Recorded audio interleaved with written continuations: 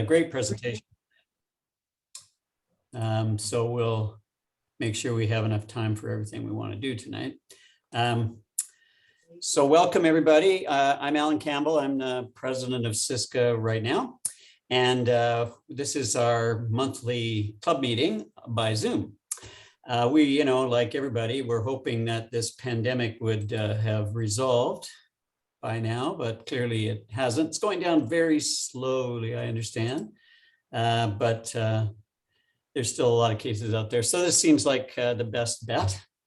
And notwithstanding that we can't really, kind of interact directly, we do get a chance to be together and hear some great stuff and be aware of what's going on. So I'm glad you signed in tonight. We have actually a few people who've joined us from other clubs, I believe, and as well as our guests. So welcome to them and to all the Siska members online. And also online, he's up in my top left corner is Norm Hann. I'll be introducing Norm a bit later, but he's just signed in to kind of be part of our group until we get around to that. I wanted to take the opportunity, of course, to give some information out and just sort of make sure people are up to date with what's going on in the club, and hope everybody's well enough to enjoy. Maybe not on Monday, but some of these days there've been some great paddle opportunities out there. You sort of have to go for it when you see it. It can disappear within a few hours. So anyway, somebody just reminded me, so before I'll forget, which I'm sure I will, we have a number of rebates to club members who take first aid course in a year, or who take a level 2 or better to qualify as a paddle leader and lead paddles that year. There's maybe a couple other things that won't come to my mind, but we have these rebates, and if you are qualifying for one and know that or wondering about that, you get in touch with me separately, or Lynn Beek there was the one who reminded me actually, and we can help you figure out how to get what you're entitled to. And we'd like you to do that if possible before the end of the year, when our books will close and we'll open another year, of course. So anyway, that's one piece. I have mentioned the still Zooming business, and we've been watching the cases and the both cases and hospitalizations and things, but of course we're part of a province. We don't just exist within Vancouver Island. It might be easier if we did, but we don't. And so we have the burden of other areas somewhat as well on us. So we are playing it quite conservatively, I would say, with these in-person meetings. I had been thinking about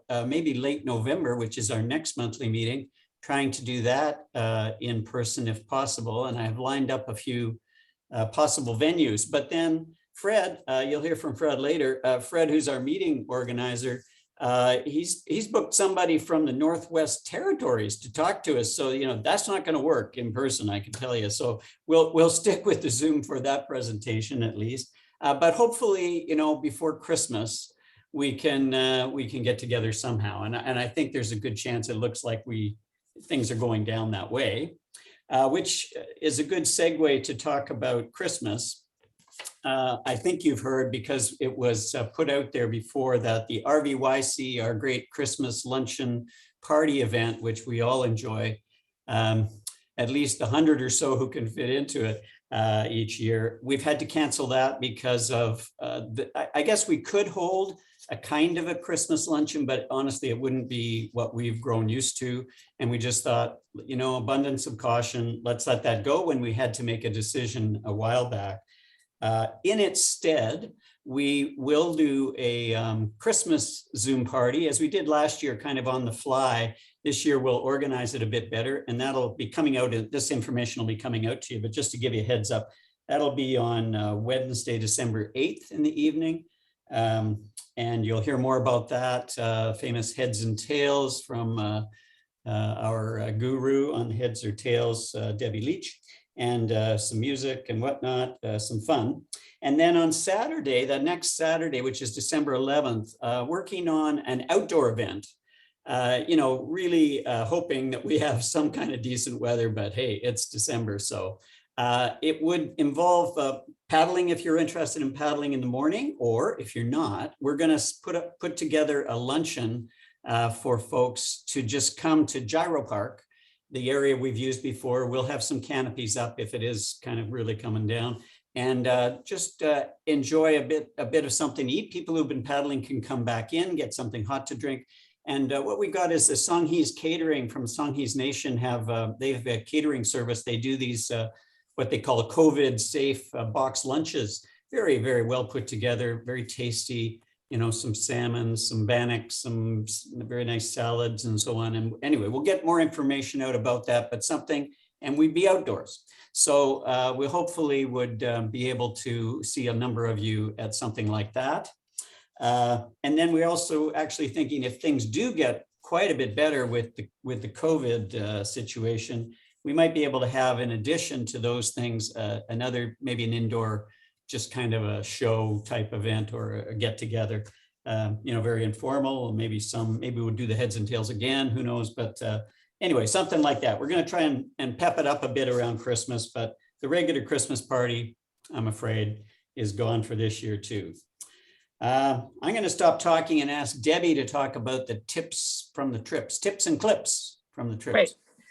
Okay, so folks that have been reading the newsletter will see for the last 5 years, we've had tips from the trips every issue. And I'm looking for more ideas from folks. So basically what the tips are is a photo of an idea that you'd like to share. Doesn't have to cost much. And it can be from a day trip. So something you think about at home or on the water or camping, that's a tip you want other people to know about. So that would be the photo one. And then last year we started the kayaking clips. And so if it's easier to show something in a video than to tell about it, a little clip, less than a minute. Alan thinks I'm heading for TikTok, but that's not true. So what would be an idea of a tip? Well, this is one I got from Heather. So when you're out in the wintertime paddling at lunch, you probably have a wet pair of gloves. So what Heather says, after she eats her lunch, she has a second thermos of hot water and she just pours that in and warms up her glove, waits a little bit, and then slides her hand in a warmed up glove. So you could either do that as something like that as a still photo, or you could take a little video for me. So if you have ideas for tips or clips, just send them into director3@siska.ca. Is that any questions? Debbie? Yes. I dump the hot water out before I stick the hand in. Oh, good point. Yeah. I have burnt my hands before. Pour them out. Pour it out. Yeah. Wait a bit. Pour it Yeah. out. Okay. Do not leave hot water in here. It was okay. Thanks, Heather. That's good. And I'm sure Lynn would love it if people had some recipes to send her or some safety ideas. So just share them. That'll be great. Right. And just on the safety note, and seeing Debbie reminds me to remind all of you that we will have another safety related gear giveaway at the end of this. She's waving it there in her little cubicle. So we'll have just a draw at the end of the meeting, actually. And if you're online at that time and you remember, well, you might have a chance to win. I forget all the things you got involved there, Deb, but you had the picture in the newsletter, so we'll share it out later. Okay. Yeah. Okay. So they have to be a member to win. So do I have to take out people that aren't members? Oh, what the hey? Yeah, just whoever's online. So, okay. So I do have a sort of an item from BJ. BJ is not with us because she and Jonathan are off celebrating a major anniversary, I believe. Anyway, but she has delegated me to let you know that coming in next year, she wants to start more assiduously start cleanup paddles. So if some of you are interested in helping to clean up beaches, that it's not a major kind of all day type of thing. It would just be doing this for an hour or so at a beach designated as requiring debris removal. And she's also asking if you would provide her with your suggestions of beaches or areas below or near the tide line that would benefit from these efforts. So that would be okay. Sorry, go ahead. It's not the containers, is it? Maybe.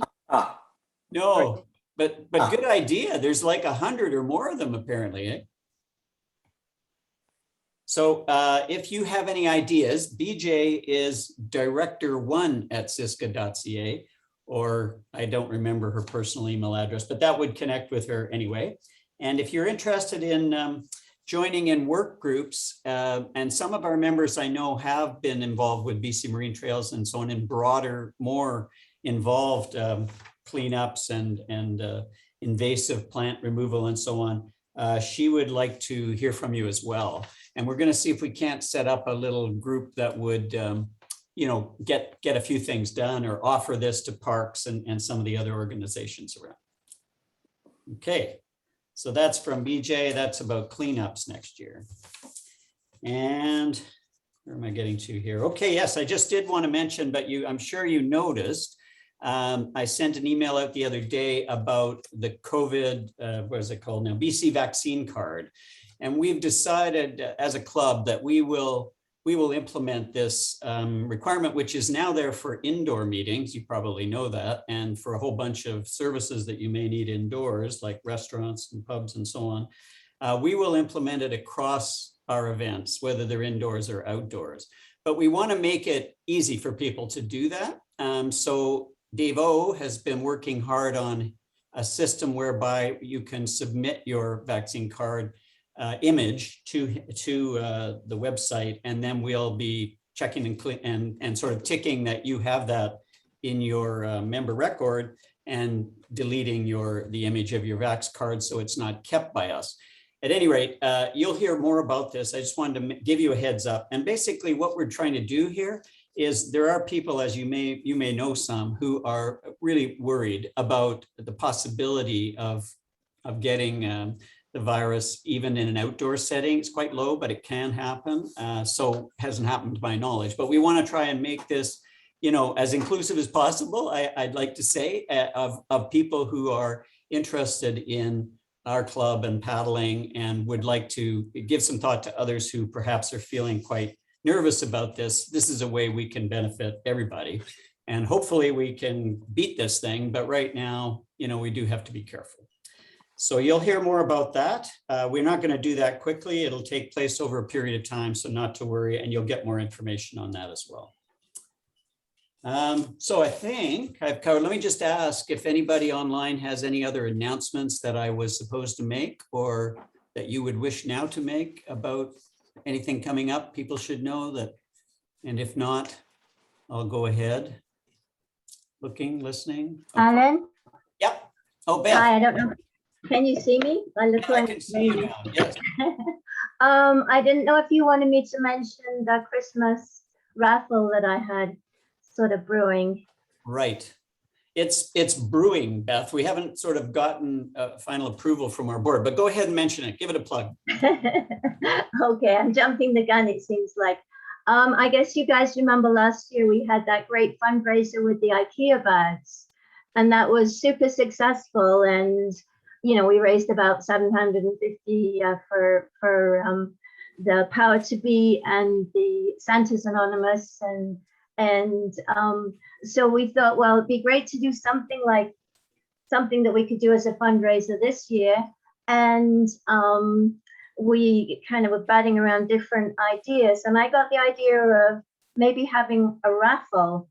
And what kind of sparked it for me was I found, and I don't know if you're going to be able to see it, I found at a store this really, really beautiful Driftwood Christmas tree. Tell me if you can see it. Almost. Keeps moving.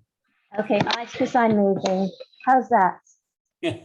I think I see it. It's a Driftwood Christmas tree. I'm sorry I'm not doing it justice because it's a really cool, beautiful tree. And at the bottom, and you see that it's set in a pot with a sea star and shells. Okay. And it's probably about 3 feet tall, so it's not huge, but it's been beautifully made. It's the kind of thing I wish I could have made myself, but instead I had to find it. But anyway, I'm happy to donate that as a raffle prize. And I have these cool, you can see these, I think, recycled glass sea stars. So I'm going to decorate it with recycled glass sea stars that I have from a local person that makes them. And I kind of thought that with that decorated, it'll probably be worth about $100, so that we could do a raffle, $5 per ticket or whatever, and people can have more entries if they want. And that we could try and raise, that kind of $700 or more for those Christmas charities. So I put that out to Alan. He's still talking about it with the executive as to how it would work. But why I wanted to raise it now is that if anybody else, maybe a creative person that can actually make one of those, or something else that would be really fun to have as one of the raffle prizes, if you wanted to think about it now and think about making and donating it, so that we've got more than one thing to have as our raffle prize. So just putting that out there for people to think about, and the creative souls and the people who are very handy could maybe come up with something. So any questions on that? Or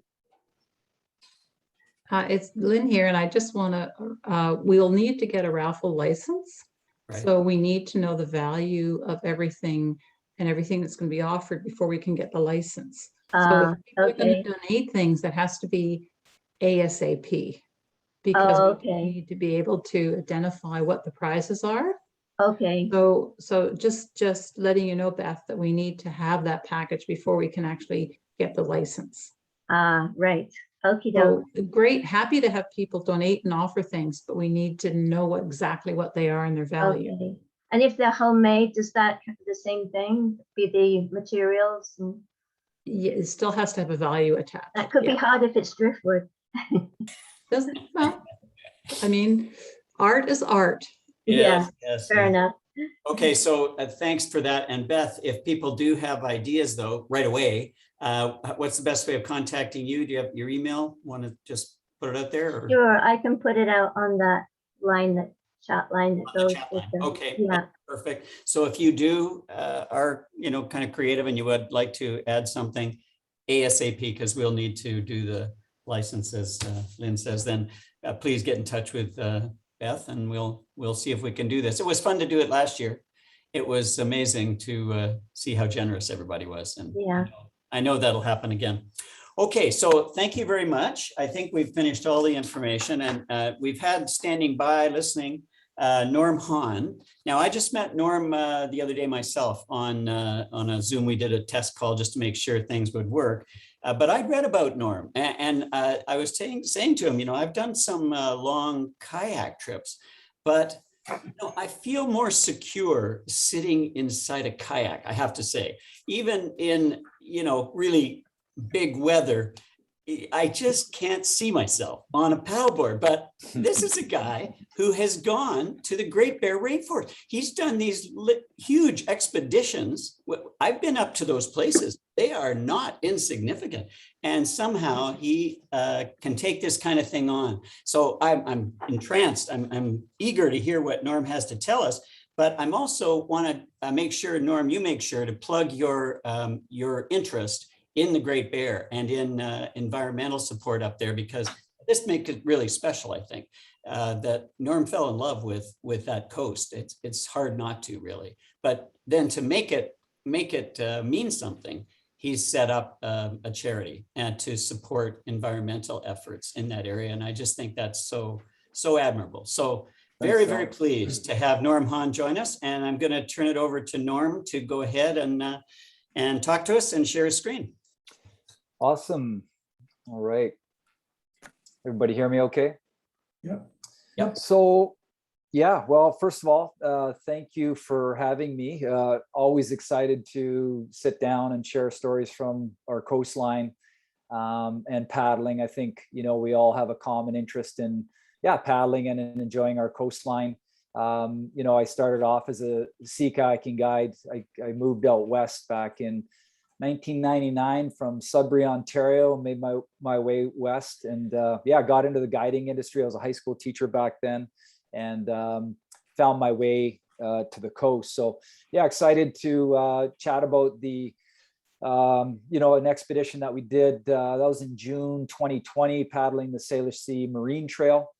But as Alan said, my heart is definitely up in the Great Bear Rainforest. So yeah, I'd like to chat a little bit about my history up there and some of the trips I've done, and then we'll get into paddling the Salish Sea. So as I said, I moved out west in '99. I got my guiding certifications in Vancouver, sea kayak guide, my first aid, all of that. I was ready to go and found myself up in the Great Bear Rainforest. This is in 2000. So in May of 2000, I made my way up to the Great Bear and was working for a lodge called King Pacific Lodge.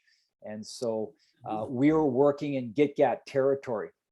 So fast forward to 2008 is when I started stand-up paddleboarding. And I had actually I think I got into the sport of stand-up paddleboarding because I saw Laird Hamilton surfing. So we're chatting about all this crazy weather that we've had. I was actually out surfing on Monday in those big winds just north of Comox there in Kai Bay. We've got a spot where you can actually use the shoreline to work your way up and then get into some of the bigger surf. So it was actually really fun and really brought me back almost to the roots of the sport, which for me came from surfing. But I realized quickly after having, been working up in the Great Bear Rainforest for 8 or 9 years and guiding up there, I thought, wow, this paddleboard is going to be a really amazing tool, I thought, to explore the Great Bear Rainforest with. And fortunately, I'd been guiding, as a sea kayak guide for 8 or 9 years. So I was really fortunate to have a background of decision making, how to keep myself safe, weather, risk management. So I had that background, and now I was just taking this new tool and trying to figure out how to use this new tool of the stand-up paddleboard. And so you can definitely see from this picture that it was in the earlier days of stand-up paddleboarding. We're on the all-around paddleboard. So these touring style paddleboards hadn't even been developed yet. And so it was sort of fun getting ready for this expedition. We're wearing wetsuits, again, sort of coming from that surfing background. And I remember for that particular trip, this was in 2009, I had a friend of mine build me a red cedar paddleboard. And so that's what I'm standing on over here on the right.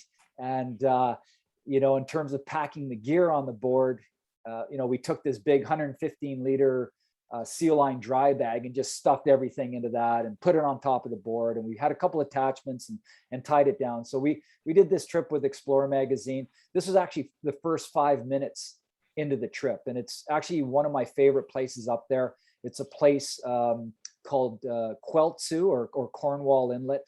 And it's just one of those real spiritual places that we have on the coastline. So we're working our way up, and just such an exciting time. I mean, I love the Great Bear. I love Gitgat territory, and to be exploring it on a paddle board and really sort of figuring things out as we go along. So it was great. And then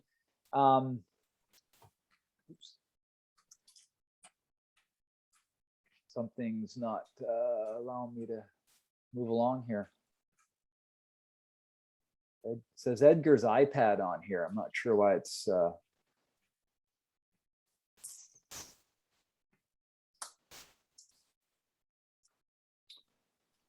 I've got no control here, Alan. Oh, really? No. Well, why don't you sign out and sign back in again? Okay, I just saw some, I don't know who's Edgar's iPad, but there was some marks and stuff coming on there. So I don't know if something's been switched for that, but To my knowledge. okay. Oh, there we go. Okay. You back? Now we're back moving. So this is good. So that was in 2009 that we did that first trip. And then it was within that year that I'd heard about the Northern Gateway project. And the proposal was to bring these oil tankers through the Great Bear Rainforest and literally right past this small community of Hartley Bay. And as I said, I'd been working up there for 8 or 9 years. The place and the people had made a huge impact on me, and I felt really indebted to want to do something. I had been, in 2006, I was adopted into the Raven clan by Eva Hill. And so, receiving a name was obviously a huge honor for me in that First Nations community. But I felt that also, brought a level of responsibility to that area and to that territory. And so I wanted to do something, and I had just been paddling for the first year, and I thought, well, maybe I can paddle the tanker route. I can paddle from Kitimat down to Bella Bella and just see the route for myself on a stand-up paddleboard. And I really wanted to visit the First Nations communities that really were going to be affected if there was going to be an oil spill. And so this is actually the community of Hartley Bay. I think this was on day 3 or 4 of the expedition. And for me, it was a really incredible moment to be paddling into this community that adopted me. And I think the reasons for me on really wanting to do it, I really wanted to protect this special place that we had on our coastline. I wanted to bring some awareness to the wildlife, the incredible wildlife that was up there, and to the food harvesting areas of the First Nations people, which I had the privilege of spending time with people in Hartley Bay and harvesting clams and cockles and salmon and everything. And so it was an exciting time. It was a little bit nerve-wracking. I wasn't sure what I was getting myself into, hopping on a paddleboard and paddling down the coastline. But like any time you go out paddling or spend any amount of time on our coastline, generally you leave more inspired. And so that's sort of how I felt about it. And this is where we a little bit of the route, so you can see up north here, started in Kitimat. So Kitimat is one of the largest fjords that we have on our coastline. And so getting out of Kitimat, I actually, on many sections of this route, I ended up having really good weather to be able to do, to get done what I needed to get done. The trip ended up being about 10 days. I think it covered about 385 kilometers. And so worked my way down Douglas Channel and came into Hartley Bay. So this is the area here. That first expedition that you saw was a trip around Gill Island. This is Princess Royal Island here, the 4th largest island on the BC coast. And so this is the route that the tankers were going to take. This area here is the area that I had spent a ton of time in, exploring, guiding, taking people from all over the world and just showing them the wildlife and the adventure and things. And then we got to this section here, and this is Camano. And I remember looking across, this is actually where the tankers would come out and work their way over to Haida Gwaii. But from there, I carried on down, and still one of my favorite places I've ever been to are the Moore Islands. And so in the community of Hartley Bay, there's 3 clans. There's Raven, there's Eagle, and there's Blackfish. And each clan has a creation story of where their people came from. And so the Blackfish people actually originated, the Gitgat Blackfish people originated from this area out here. And there's old petroglyphs, and it's a really incredible area out in Hecate Strait. And then down I went to Klemtu and then wrapped things up in Bella Bella. And again, I remember looking over to Haida Gwaii, where those tankers would move on to. This was in 2010 when I did the Stand Up for Great Bear expedition to try and bring some awareness. And then a couple years later, I had a filmmaker approach me and say, hey, I think we can bring this message to a larger audience and really try and get a message out. And Anthony Bonello approached me and said, hey, let's do another trip. And we created Stand Film. And for me, I wanted to get over to Haida Gwaii and paddle this area. So I started up at the top of Haida Gwaii at Old Masset and then paddled down to, one of the most spectacular and powerful places I've ever been to on our coast. And this is the World Heritage Site at a place called Skungwaii. And absolutely, this is where we finished the expedition. I had boat support down there. And then Anthony and Nicholas Tykrop put together this really amazing film that we still use today in the elementary and high schools for conservation work. But if you hadn't had a chance to see Stand, you can see that on Vimeo. I think you can rent it for a couple of bucks and see that trip. But it was a real powerful journey. And again, it was, shortly after this that, with all the people of the coastline, so First Nations all up and down the coastline from Alberta basically to Kitimat, really standing up for this place, the Great Bear Rainforest and all of these territories to bring an end to having oil tankers on the North Coast. So collectively, especially thanks to our First Nations people, we're successful in keeping oil tankers away. But that's where my charity started, Stand Up for Great Bear Society.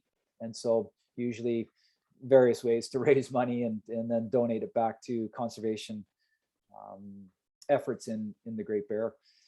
So a few years after that, I think one of the things I love about paddleboarding is the challenge. So as Alan said, it's not the easiest, but if you're a paddler, you know how to catch water, right, with your blade. And so when you start stand-up paddleboarding, I just enjoyed the challenge of trying to get better as a paddler and really trying to see what I could do on the paddleboard. So I was always looking for challenges. And in 2016, it was the first year that the Yukon River Quest opened up the race to stand-up paddleboarders. And so this is a race from Whitehorse to Dawson City. And I think my motivations again were, I was definitely into the challenge of seeing what we could do as a group of stand-up paddleboarders. I also had never been up to the Yukon, so I really wanted to check out the Yukon. And then paddling this historic river of the Yukon River with the First Nations history, the gold rush history. I thought, wow, what a cool way to travel through the Yukon. And so it was definitely a challenge, right? We did it in June. So it's the land of the midnight sun. So it doesn't ever get dark. We could read our map the whole night. We only had 2 mandatory stops. One was a 7-hour stop and another one was a 3-hour stop. And so we paddled through 3 nights. I think it ended up being about 55 hours of continuous paddling to get it done. So this is actually crossing Lake LaBarge, which is a 50-kilometer long lake. And this is on day 1. And it was the camaraderie was amazing because you had stand-up paddleboarders, you had kayakers, you had canoers, as you can see there. We were actually drafting some of the Voyager canoes. They were moving pretty fast with the big groups in them. But again, it didn't really matter what you were on. It was a bunch of paddlers that were enjoying a race, enjoying the land, and we were just on different crafts. So usually when I'm paddling on the coast, I've got a hardboard. The hardboards, they're 14 feet long. Generally, they're a lot faster. Technology has been getting better, but I'm not opposed to using other types of paddle boards. And so a couple years back, again, this was 2020 again, we did another trip up in Gitgat territory. And I had looked at this trip for, I would say 6 or 7 years after hearing an elder talk about this old grease trail. And so grease trails were these ancient trade routes where First Nations communities would trade Ulakan grease that would come up the coast in March. And so we thought the best tool for this job was an inflatable paddleboard because we had to paddle up this river called the Qual River, which is one of the more spectacular rivers I've ever paddled up. This is Hartley Bay, is what they call Old Town. Their old village sites when they first came to the coast are up in this area. And so we paddled up the Qual River. We ended up finding this old ancient trade route, which was really spectacular. We had to portage the boards across there. And then we dropped into another river valley called the Extall, and then out to the Skeena and out to Prince Rupert. So again, using the paddleboard was nice because I was able to put, again, all of my gear into this big backpack, throw it on my bag, and I could use the backpack and then carry the inflatable boards, which were a lot lighter than a hard board. More recently in the last couple of summers, my paddling partner, Bruce Kirkby, and I have been, I think really, trying to push, what we can do on the paddleboard. So we really enjoy spending a lot of time on the outer coast. It's quite a challenge for us. Last summer, we were able to get around Cape Scott. We left Port Hardy and made our way around Cape Scott at the north end of Vancouver Island and made our way into San Joe Bay. And this summer, we started at San Joe Bay, and then our mission was to get around the Brooks Peninsula, which we did. This was actually coming around Lawn Point, just north of Brooks Peninsula. So we got into some pretty heavy swell. And I've been asked the question many times, well, why would you stand up when you could sit down and be in a kayak? And again, I enjoy the challenge of the paddleboard. I think as technology gets better with boards, we're going to see yeah, we're going to see things change a little bit. But I also like from the safety standpoint that if there are any challenges of, falling in or getting in really rough conditions, we do have leashes on, we're attached to the board. So if we go in, you just hop back up on the board. And so it's a really easy self-rescue to get back onto these boards if you're in more challenging and dynamic conditions. And I think, sometimes in a sea kayak that can be, a little bit more challenging, but again, I think it's all to do with our skill sets and where we're at. So it's been a lot of fun. I love spending my time, on that outer coastline. It's a really special place. Certainly the north side of Brooks Peninsula has been one of the more wild and remote places that I've been to on our coastline. As I was chatting with Alan earlier, we recently moved over to Courtenay, over to Royston, but since 2004, the last 15 or so years, I've been living in Squamish, and this is really where I've spent a lot of time paddling, and I've gotten to know this area of the Salish Sea really, really well. I don't know how many hours and how many kilometers I've done on Howe Sound, but I've been out there quite a bit, and there's, I've been up and down the coast quite a bit paddling, and there's few spots that are as dramatic as Howe Sound and coming into this place of the Squamish people. And the Squamish people had two words for Howe Sound: Adalkitsum and Chucknowitz. And Adalkitsum mean to paddle out of Howe Sound, and Chucknowitz mean to paddle into the sound. So they had words for paddling in and out. And when you get into these fjords, you're always dealing with inflow and outflow winds. So they can be really challenging areas to paddle. And generally, you're either paddling out of the sound or you're paddling into the sound, depending on what the winds are doing. But having the backdrop of the Chief, having Garibaldi volcano, it's always a beautiful backdrop. And of course, Squamish has gotten quite busy in the last number of years, and it's always been amazing escaping to the water, and just connecting out there and sort of having the place to yourself.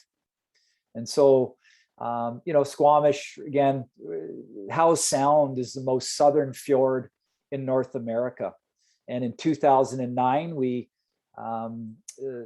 this area was given the name Salish Sea in acknowledgement of the Coast Salish people.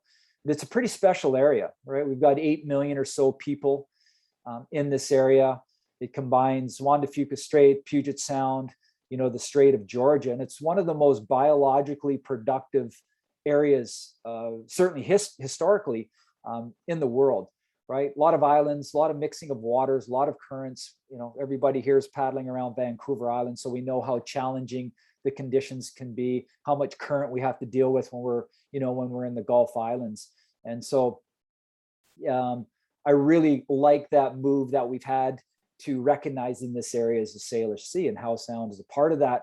So I really started to, probably the thing that I noticed the most about paddling in Howe Sound, and it was significant from the time when I first started paddling, which was back in 2004, to, moving just this past year, was the return of life that we've had in Howe Sound. And Howe Sound was one of the most polluted areas, one of the most polluted shorelines, certainly outside of Britannia area in North America, because of the leaching of all the hard metals from Britannia mine.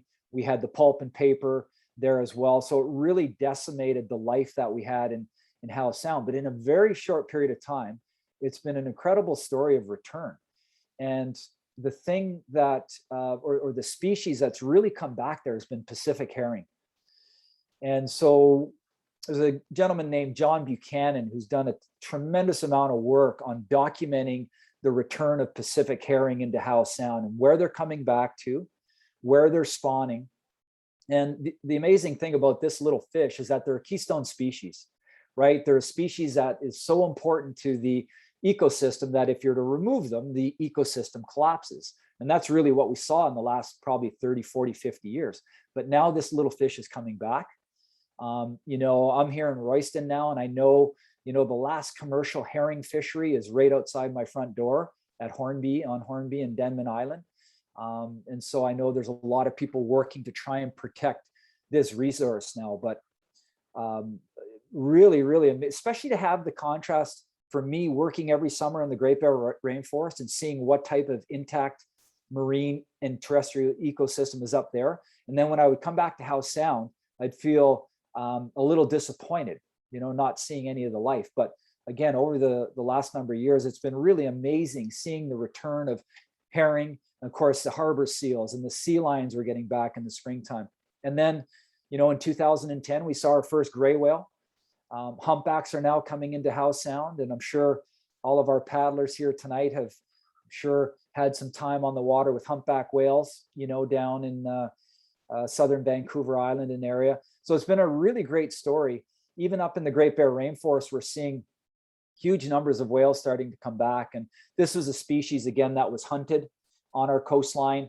They ended commercial hunting for whales on our coastline back in 1967. And so the humpback are coming back to feed on herring, to feed on pilchard.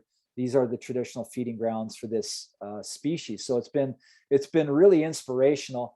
I've been really fortunate twice paddling in Howe Sound to be out with the killer whales.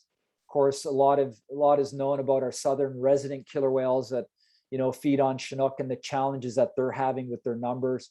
So the more that we can do here on our south coast, I think, to look after herring, to look after these ecosystems, we're going to see the return of these apex predators. And whether you're on the land with a grizzly bear or you're in the water with a killer whale, anytime there's an ecosystem that still has an apex predator in it, that says a lot about the health of that ecosystem. So I always get really excited anytime I see a killer whale because they're such an incredible species. But they make regular runs now into Howe Sound and through the Salish Sea. Hopefully, and I'm sure people again have had an opportunity to see killer whales in our local waters. Pretty amazing to be able to see this. But I guess it was in 2015 that I started hearing about the new Sea to Sky Marine Trail. And again, I was excited about that because, having explored and paddled all of Howe Sound, one of the things I love doing is just packing up the paddleboard and getting out onto the land. I think that's one of the things I enjoy, is that ability to connect, to the water and to the land. And so they had set up these campsites, and they are great. So, I was able to get out, with my son, with my family. My son's 8 now. This is a few years back. This is actually back when I was able to paddle him on the paddleboard. So he's sort of done with that story now. He's like, "Dad, I want my own paddleboard. I'm done having you paddle me around." So this might have been the last trip we did where I just put him on the board. And this site, Tantalus Landing, is really close to Squamish. So we would leave there after the winds would die, paddle out, spend the night on the sound, enjoy the sunset, get up in the morning, be home for coffee. So and be back to take Kel to school. So for me, it was an opportunity to get Kel out on the land and starting to build some of his own experiences. And so I've got a business as well, Normhan Expeditions, and one of the things we do is we get people out onto Howe Sound, just to do the same thing, to experience the Salish Sea, to see the return of life, to have that ability to connect out on the water. And many times people have said, "Hey, I've got a sea kayak. Do you mind if we come out?" I'm like, absolutely. It doesn't matter really what you're paddling on. It's just that opportunity to get out onto Howe Sound and get onto the Salish Sea and really see for yourself what's happening out there. But COVID hit a couple years ago. All of us were feeling the crunch, being locked down, not being able to get out as much as we wanted. And so generally my thoughts were always going up the coast, and really the coast got shut down. So we started to look locally. It's like, well, what are some of the things we could be doing locally? Where could we go locally? And of course, I've got all of John Camantis's maps and books, and they're always super inspiring to read through. And I had the map of Howe Sound, and then my partner Jen and I were sitting around having a coffee one morning, and we just saw this inset, and the Salish Sea Marine Trail, created in 2017. And Jen's from the island. She's from the Cowichan Valley. And so she's like, "Well, maybe we should do this Salish Sea Marine Trail." And I was like, "Yeah, that's a great idea. Let's explore our own backyard, instead of traveling, and let's just hop on our boards and go have a look." And so I thought it would be a really great trip to do. So that's sort of how the trip started. And so we had to get a babysitter for Kiel. We had 7 days. That's all we had, thanks to Jen's mom who looked after Kiel. We said, okay, well, we better get after it. So we had paddled most of Howe Sound. So we thought, well, let's just start at Horseshoe Bay. So we started at Horseshoe Bay. You know, I'm paddling on it's a 14-foot long touring board. Jen's on a 12.6. And we thought, yeah, these boards would be, you know, great boards to be able to do this trip on. Certainly the gear has gotten a lot better. And yeah, we had just had to pack efficiently. So with 7 days, I thought, well, you know what we need? We're heading north here up the Sunshine Coast. So we need a couple of days of southerly winds. We need some calm winds to cross the top of the island. And then once we get on the other side, we sort of need a north wind to blow us down. So that's sort of what we were hoping for. And we started at Horseshoe Bay, and our first day we you know, we were able to get up around Bowen Island. But in looking at some of the gear, you know, it's certainly nice when we go paddling with our sea kayaking friends, because they can carry so much more gear and carry the beer and wine and all that stuff. So that's great. But when you're on a paddleboard, we really want to try and pack efficiently. So I like using those Mustang dry bags. They're pretty durable. But when you're packing, we're really thinking about, well, going light. So a lot of I tend to certainly when Bruce and I are paddling together, you know, we have freeze dried food because that's a lot lighter. You know, bringing extra paddles, but we've, I think, really honed the amount of gear in order to make our boards as efficient as we can, because we're trying to find every little efficiency that we can on those paddle boards. So we really think about that a lot. Certainly coffee is always in our bag to keep us going. I like traveling with you know, a DeLorme inReach. I think right now I've got a new one. It's called Zolio, but they're a GPS satellite communicator. And I guess that would be sort of 3 levels of communication. Obviously cell phone, if there's cell coverage. Most of the place we go to don't have cell coverage. VHF radio, and then we've got our DeLorme inReach. So yeah, we're really thinking quite a bit about how we are packing the boards. And so we're packed pretty good, started to work our way up. We actually did have a southwest wind that blew us up. And you know, one of my favorite places that we went through, we didn't really spend too much time here, although I have been out here before, is the Paisley Group. And this is right at the mouth of Howe Sound, right in between Horseshoe Bay and Gibson's. Really beautiful set of islands. And I'm from Northern Ontario, so it really actually reminded me of Georgian Bay and all of the islands up in that area. But we had really great conditions. You know, we wanted to hook up to the flood current, which we were using, again, to travel efficiently. So we went through the Paisley Group. We made our way around Bowen Island and worked our way up to Seashell and the Sunshine Coast. There we go. So there really, you know, there was obviously some campsites in the Paisley Group, but sort of on the first section, there was big chunks of paddling that we had to do. So the first day we got out was a 40-kilometer day to get ourselves north of Roberts Creek to this particular spot. There's no real name on the beach, but it was nice to sort of get to this spot. I really like these beaches that have these small pebbles. It's not sandy, and it was really nice. We're able to look right across the Salish Sea. And certainly my concern on this trip was anytime we were paddling on the edge of the Salish Sea. So on the outside of Bowen, working our way up the Sunshine Coast, it's really exposed paddling, but we had pretty good conditions on day 1 to work our way up to just north of Roberts Creek.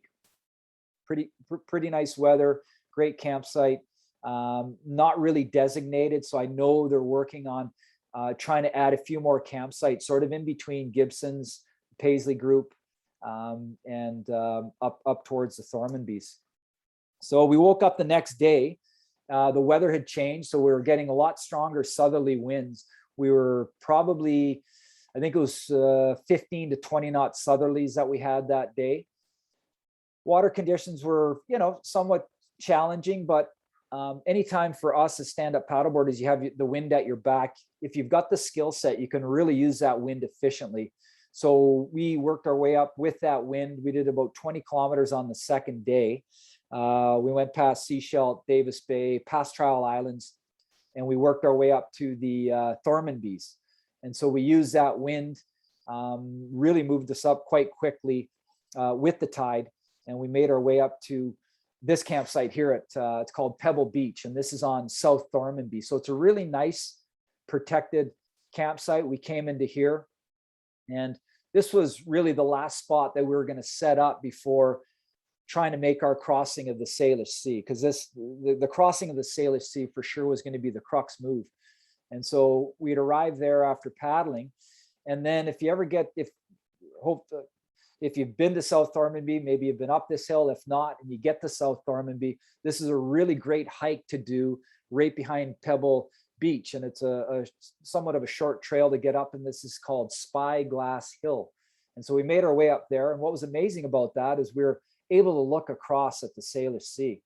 And we were able to look at the crossing that we had to make, which looked pretty daunting from up here. I was like, wow, that's a really big distance that we got to cross over the top end. And we're trying to figure out what the route was going to be to make our way across the top end. This particular view here, we're actually looking south down the Salish Sea. So you can see Mary Island. There's a lighthouse on there. And that's looking literally down. You can see Vancouver Island on the other side, but a little intimidating looking across from this perspective. The south winds were still blowing.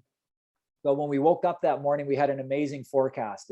It went calm, put the weather radio on, and it was calling 5 to 15 variable winds. I was like, oh, I love hearing that variable wind forecast, because I knew we had to make this big crossing.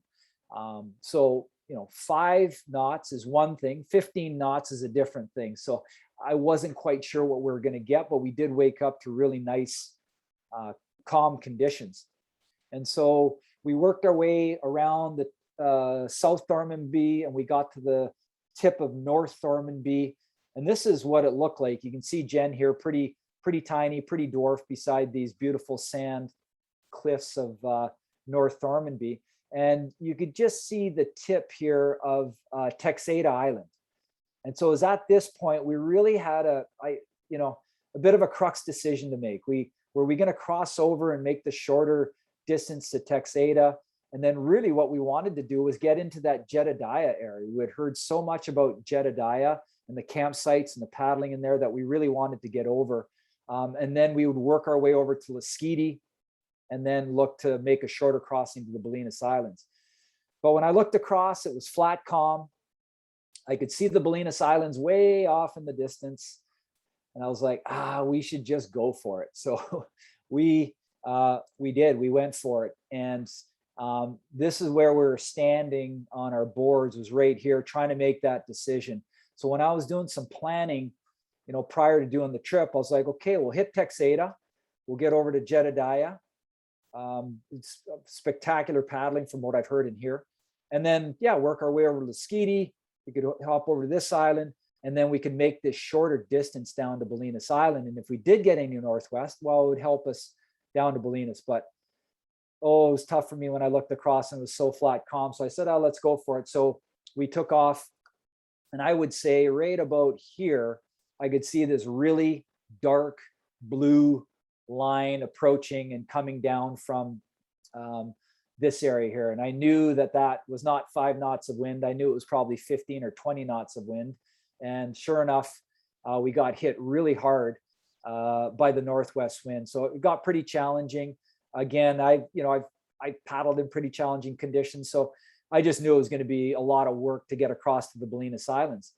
And one of the big challenges always for me on a paddleboard is anytime you have to cross east to west on our coastline, or west or west to east, because you're always crossing a wind, or you're crossing the tide. If you're going north to south or vice versa, you can pick up a tide or you can pick up the wind. So this was a pretty tough crossing. We also had to stay out of this area because that was one of the military area where you actually couldn't paddle into. So we had to stay high, and it was definitely a challenge to get over there, but we made it. It was a 20-kilometer crossing from the top of Thormanby over to Bolinas. We were really happy to see the lighthouse at Bolinas Islands and make our way in there. Jen is you can see some of the clothing that she's wearing. So the question I get asked quite a bit paddling is like, well, what do you wear out there? And if you remember the first picture of our trip up to the Great Bear, we were wearing wetsuits, but we realized really quickly that wetsuits are really hot. They don't work super well if they're not wet, and they cause a lot of chafing when you're paddling. If your probability of going in the water is not high, then it's not the ideal thing to be wearing. But there's a company called Vycobi, and I think they're from Australia. We found out about this clothing. So it's got a really light neoprene in it. And so, you know, if you did happen to go in, you could get out and you would be fine to carry paddling on, but it breathes well. So when you're paddling hard and working hard, I found it to be some of the best gear for, you know, for paddling. If I'm in a, you know, doing a super big crossing, super big solo crossing, I have worn dry suits at times, but again, I get really, really hot in a dry suit because I'm generally working pretty hard. Obviously they're a lot safer, but you know, we're always weighing the risk and benefits of some of the clothing that we have. But that Vycobi clothing system works really well. Once we got through the Bolinas Islands, we then had the wind at our backs. And so we were really able to, you can see the east side of Vancouver Island here, but this is again where we really made up a lot of ground. You know, the challenge of that crossing the Bolinas Islands, we now had the wind at our back.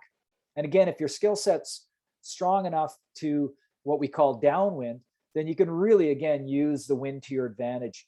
And we finally made it down to Carlos O'Brien's, and it was a 55-kilometer day on the paddle boards.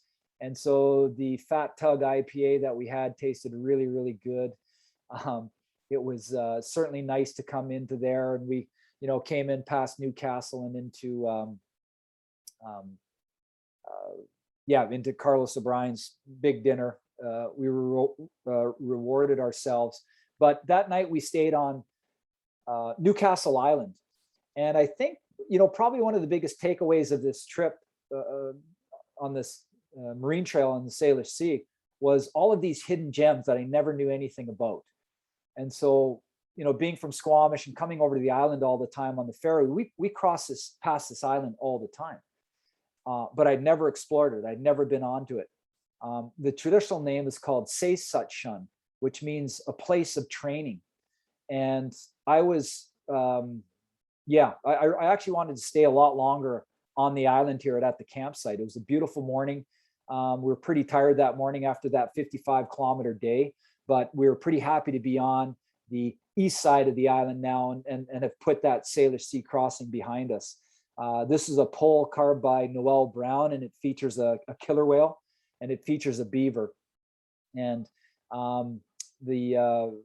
both really representing, the beaver was sort of representing some of the paddling sort of history of the area. This was a place that warriors would go to train. Runners would go to train here. They bathe in the cold water. It was also a place where they harvested herring. So in the springtime, again, you could see how that herring was so important to our First Nations people. And the beaver building their dams and the killer whales returning were the sign that the herring and the salmon were coming. So it was a beautiful morning when we woke up, but we did have to get through Dodd Narrows and into the Southern Gulf Islands. So we got up early and left this area, but it's definitely a place I'd love to come back to and spend a little bit more time. I've always loved that view on the east side of the island looking back. You know, we've really enjoyed the move from Squamish, right? Being in the Sound, it's pretty dark a lot of the times because you're in this fjord of really steep walls.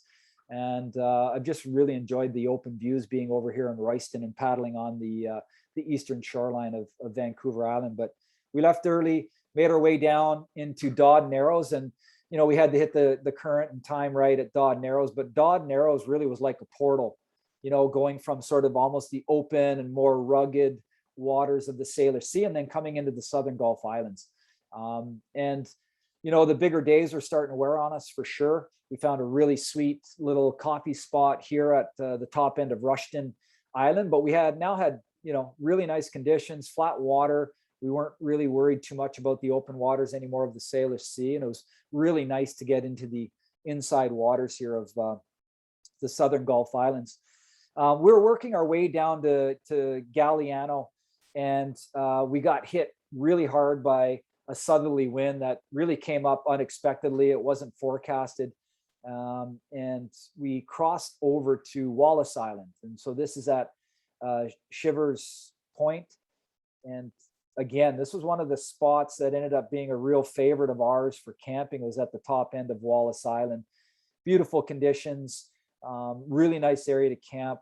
And again, really enjoyed it. But due to the pace and the limited amount of time we had, again, we had to carry on and started working our way south. So again, in the Gulf Islands, we were really using the tidal currents to our advantage as best we could. If we could get on that 6-hour tide time frame, then we did. Again, with COVID shutting a lot of, well, not shutting, shutting most places down for camping. This is the national park site at Portland Island at the top end at Arbutus. A lot of cultural history here. There's a 3,000-year-old midden site here.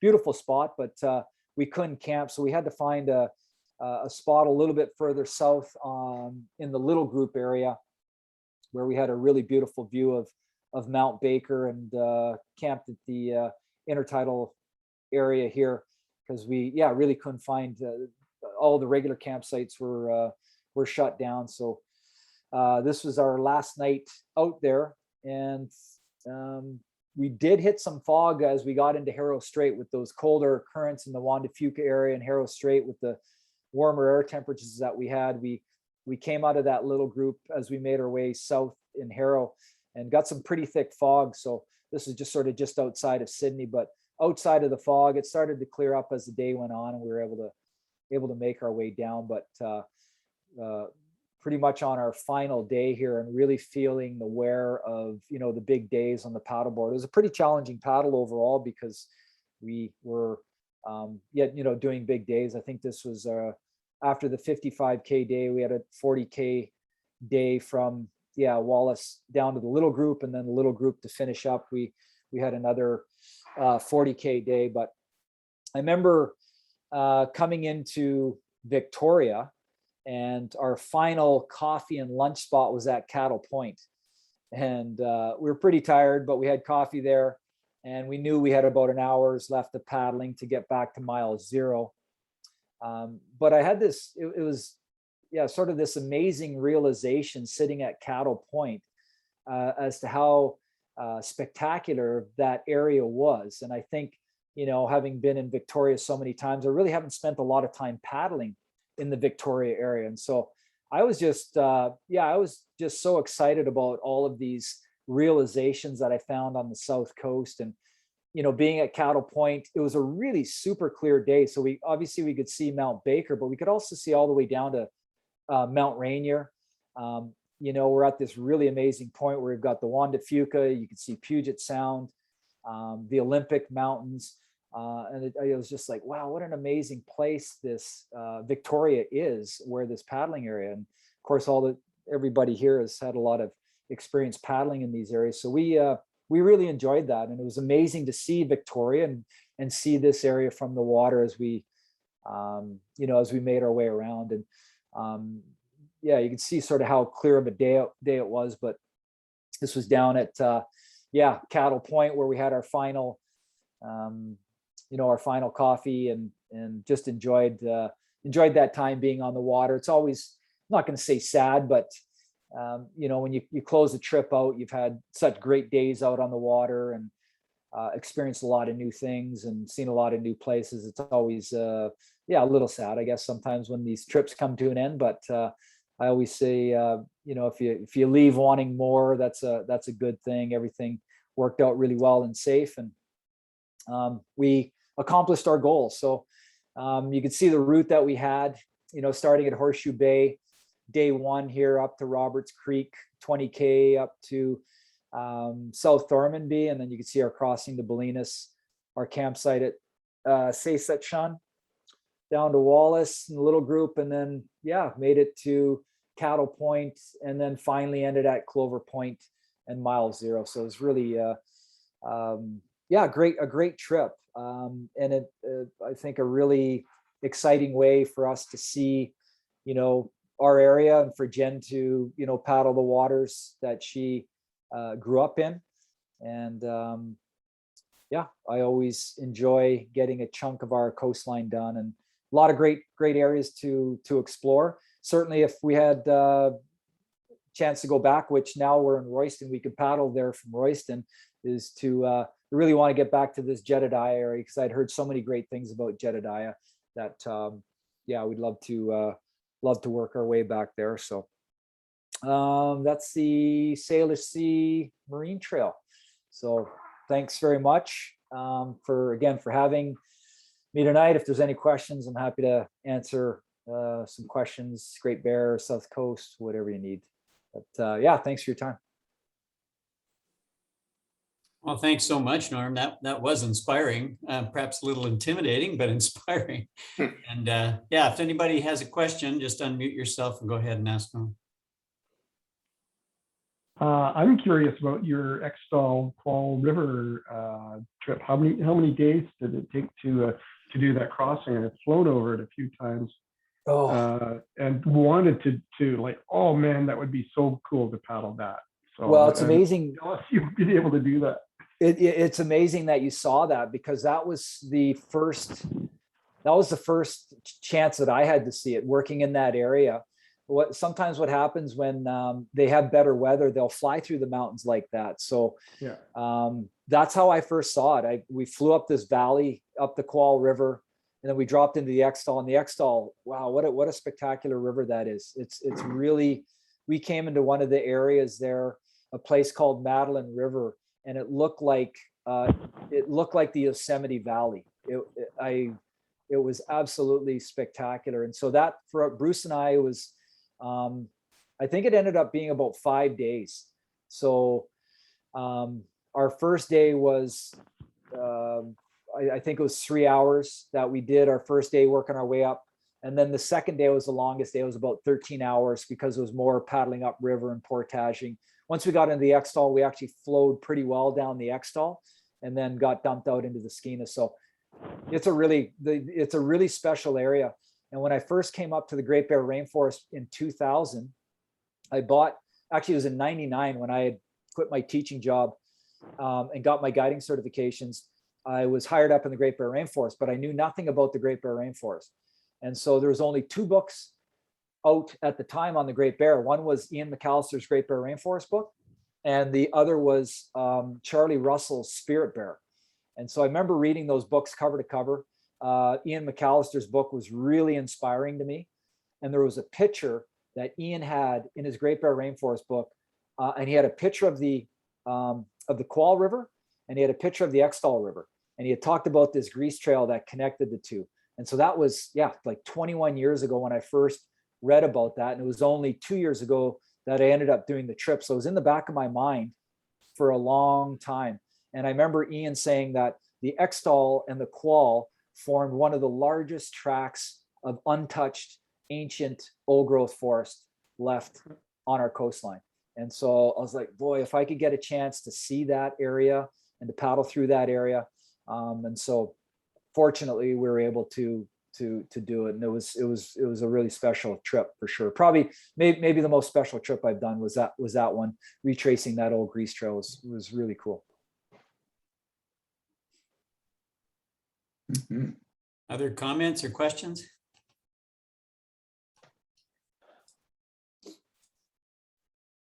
Okay. Well, thank you again so much, Norm. But I'm gonna turn it over to Fred, who'll thank you more organizedly. And then don't forget, folks, we still have a little prize thing to deal with. So hang in there. Are you there, Fred? Yeah, thanks, Alan. Need to be a little louder. Thanks, Alan. Let me turn up my volume. Maybe that'll have something to do with it. Can you hear me now? Yeah. Is that better? A little better. Thanks, Alan. Like Alan, I've been lucky enough to paddle many of the same areas that Norm went to today, with the exception of the Yukon. And especially with the 40 to 55 kilometer a day, that's just so amazing. my arms would fall off before I was able to complete a day like that. I do have one quick question though for you, Norm. In the pictures that you show of yourself on the paddleboard, you're not wearing any booties. And most of the paddlers I go out with, we always have booties on or waterproof boots. Does the water get pretty cold on your toes after a while, or how does that work? Yeah, so that's a really good observation that you made. And I wanted to touch on that point with Jen. I had talked about the Vicobie clothing, but I didn't really talk about her feet. And so on the trip for me, that trip, you know, you really have to protect your feet. And so Jen's a super tough lady. She's been an adventure racer for years. She raced professionally. So she's, you know, tough feet. Her feet are beat up, but she never, as you could see, she never wore booties on that trip.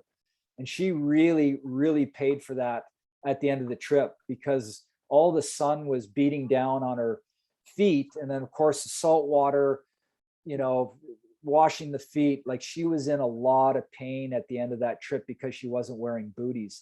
And we run some trips down in Belize, and I burned the tops of my feet in Belize once. And that's the last time I'm going to burn my feet. And so I learned that lesson. And so I really protect I love wearing bare feet on boards, certainly at time, but on those multi-day trips where your feet can really get beat up, it's a little bit of a puzzle trying to figure out what type of footwear to wear for stand-up paddleboarding. Booties can be great because you have a good feel, and that's what I like. I don't like getting anything too thick because it raises your center of gravity. You just don't have the right feel. So in the winter, I've been using those NRS Boundary boots. I found those boots to be really great. You know, they go up to the calf. They're dry. I like having dry feet ideally. And so those have been a really great boot to wear. Sometimes I'll wear a waterproof sock with like a whitewater paddling shoe. That works well. So Bruce and I, that's sort of the system we use on that trip, because as you know, our coast is pretty rugged. So if you do get to shore and need to walk along the shoreline or what have you, booties are pretty tough on your feet too. But yeah, good having some good footwear. And just to talk to your point about some of the longer days, you know, I think as a stand-up paddleboarder, one of the things I've realized is, you know, when you have good weather and good conditions, you got to try and do as many kilometers as you can, because obviously when we're standing up, we'll get shut down weather-wise, wind-wise a lot faster than you would in a sea kayak for sure. So I you know, I like those longer days and sort of train myself to be out on the board for a while, but it's all what the weather gives you. So some days are short, some days are long, and that's part of the enjoyment, I guess. Thanks, Norm. One of the ways we'd like to thank you, I can't, because I've got yeah, it's not coming up. I had this problem last month too. Oh, there it is. Oh, cool. Awesome. That's our Siska much sought after mug. And if you send me your new address up in Royston, I'll throw it in the mail for you. Oh, that'd be great. That'd be awesome. I love coffee. It could be beer in the afternoon, but I can use that for a lot of things for sure. That's for sure. You could put almost anything you wanted in here. So thank you very much for a very interesting story. If the folks that are still on have not seen your website, I really recommend that they check it out, because it's a very interesting site. You've got clips of some of the videos that you've done there, and talking a little bit about your business too. So please have a look at his website. Speaking about the mugs, over the years, I've had a number of Siska members approach me and ask me for the mugs. And the last time we made the order, we ordered what we figured were just enough for our presenters. But because people have been asking me, we have to reorder. So I'm going to put a posting out in the next couple of days. I'm still waiting for a final price from out of the blue, but we're going to be putting these up for sale at no markup. So if you're interested in one, once I do the posting, please just send me a note and we'll order you one. Next month, we've got, we're doing something a little bit different. we've got a guy who's an outdoor adventurer, and I wonder how many people have ever heard of an esker, E-S-K-E-R. It's the land that's the gravel that's left over from a glacier when it retreats. Well, the longest one is in the Northwest Territories, and Dwayne, I don't know how to pronounce his last name. You think somebody with a last name like Koshalski would be good at pronouncing other people's, but believe me, I'm not. Anyways, he's going to be doing a presentation on November 24th he lives in Whitehorse, and his story is hiking the world's longest esker, and coincidentally, the Banff Mountain Film Festival is using one of his documentaries this year. So if you get a chance to see the festival, you can get a preview of that. And we'll put some information up shortly about next month's presentation. So Alan, back to you. Okay, thanks, Fred. And over to Debbie. Okay, so Roger Botting, our secretary, sends me off shopping every month to buy $100 worth of safety gear. And so you can see this month is the throw bag, the gear aid, tear aid, which you can use to patch a neck gasket, a pigtail, and some reflective strips to put on your paddle or your boat. And in my draw bin, the name that I'm coming up with is Lynn Beak. No.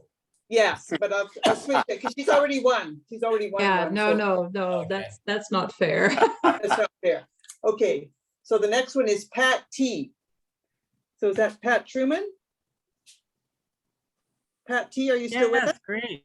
Yeah, thanks. That's wonderful. Okay, so we'll get in touch with your email and I'll get your mailing address and send that to you. Okay, I think you've got my email address. Yeah, okay, I'll send that to you. Sure, super. Okay. You have to answer a head or tails correctly. Yeah, that's true. Oh, Yeah. no. Yeah. Good. Oh, that What's would an esker? Okay, good. Okay, well, thank you, Debbie. Thank you very Okay. much. And that's it, folks. I think we've had a really good session tonight. I appreciate you all dialing in, and another big thanks to Norm. We've seen a lot of people sign off and say thanks so much, Norm, for sharing. I think you're going to see a few hits on your website. And hearing that you take kayakers along with the paddleboarders, you could see a few of our folks show up here. So. Well, yeah, thanks again for having me. Really appreciated the time. And yeah, again, feel free to, I left my contact info. Feel free to reach out if you have any questions or even want info on paddling areas and stuff like that. Happy to help support. Thanks for having me. Thanks again. Okay, thanks everybody. Good night. Yep. And happy Okay. paddling. Very good.